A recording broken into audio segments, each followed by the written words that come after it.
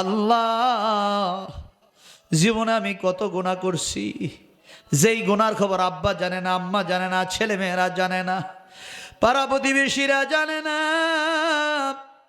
এই মানুষগুলা যদি জানতো, এই মানুষগুলা তো আমাকে সম্মান করতো না, ইজ্জত করতো না। আল্লাহ, তুমি আমার গুনাহগুলারে গোপন করে রাখছো, গোপনীয় ভাবে আমার গুনাহগুলা তুমি ক্ষমা করিয়া দাও। কঠিন হাসরের ময়দানে আমাদের গুনাহগুলা প্রকাশ কইরা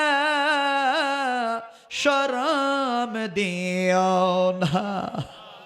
আল্লাহর কাছে চোখের পানি ফেলে কাঁদেন আর বলে, আল্লাহ, আল্লাহর কাছে কাঁদতে শরম নাই, আল্লাহর কাছে বলতে শরম নাই।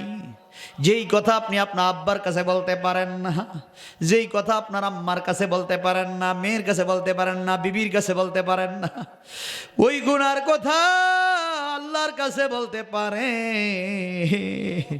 গোপনে গোপনে আল্লাহর কাছে ডাক দিবেন, আল্লাহ, আমার গুনাহগুলা তুমি ক্ষমা করছুনি, আল্লাহ আমারে তুমি মাফ করছনি। আল্লাহ, আমি আর বাকি জীবনে গুনাহ করব না।